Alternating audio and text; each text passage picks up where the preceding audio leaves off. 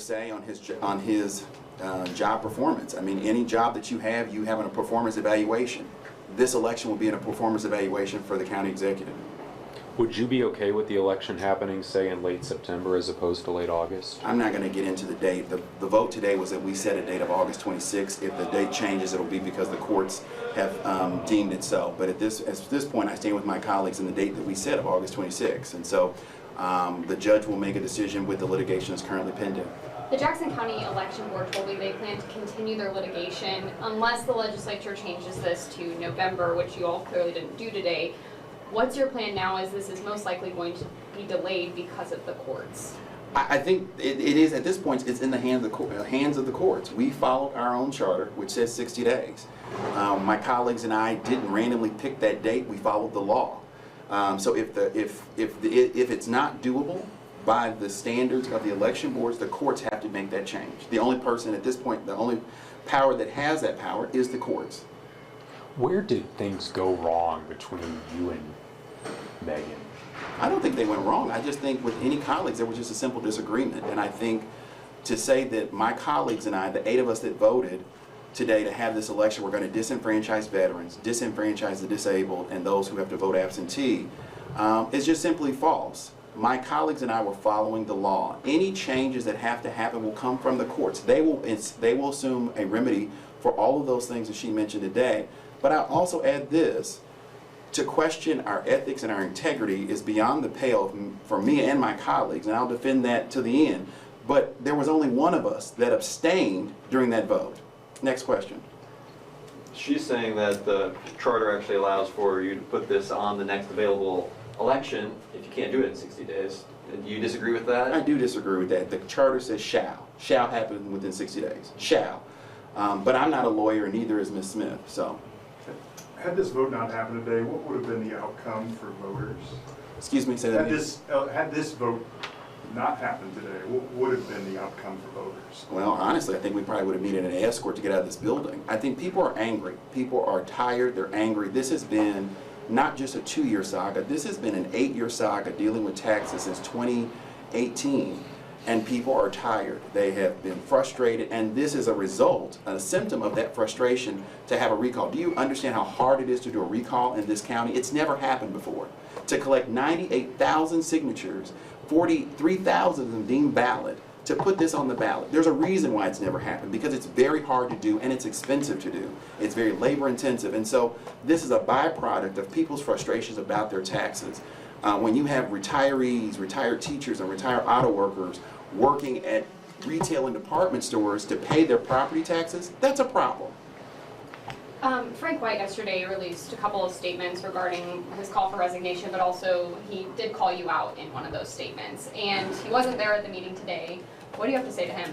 I would just simply say, I understand the county executive's frustrations. Anybody would be frustrated under these circumstances when you are being faced with a mirror on your own actions over time. I'm not going to get in a back and forth with the county executive, I'm not going to lay down with him and get fleeced. So next question. What does his absence say to voters? That doesn't say anything. He's been absent all year. He's been absent the year before that. He has come to the last 2 out of the last 45 meetings, but yet continues to draw a 6-figure salary. I don't know a job in this county where you could not come to work and still draw a salary. When was the last time you had a face-to-face conversation with them? The last conversation we had was regarding the budget, when we had to stand up on the budget, so we have not really talked since then. I want to hit on the assessor real quick, this idea of November election for the assessor. What does that mean for taxpayers here in Jackson County? It means accountability. So right now, for most people, the assessment department is a deep closet that nobody knows where anything is, right? And it allows people to have an option to have some accountability when your taxes are being raised, when there is an inadequate BOE process, when facts are not being really known, and it's not just being put on a podcast the day after the deadline for you to appeal your taxes. This will give people a choice. Every county in the state of Missouri has this choice to elect their own assessor, but Jackson County. We will now be in line with every other county in this county, and it also gives people a choice to hold someone accountable. And I think it's only fair when you have your most expensive asset, which is your home, your car, and your property taxes being raised without any accountability. I think that's a problem, and so this provides that. When is that the whole state that gets to vote, or is it just Jackson? So this ordinance that passed today will actually put us ahead of what the state did. So the state said in 2026, we will elect an assessor, and it's the whole state that gets to vote. So you have people in Cape Girardeau, Springfield will be voting on whether we have an assessor, which I think is insane. In fact, it'll cost the state about $9.5 million to do this, for one county to have an assessor.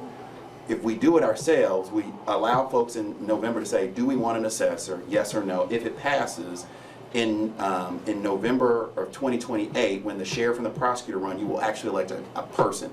And it gives the county more time to prepare to make that an independent department. So this will allow residents in Jackson County, if it passes, to vote for assessors in 2028, and therefore there will be people who run for the assessor position Correct. in 2028 Correct. if it passes Correct. this November. Correct. And in fact, that's on the same timeline with the state. The only difference is we're moving our vote ahead. So the vote that you're talking about where you get an assessor will happen in 26 of next year, and then still you would elect a person in 28.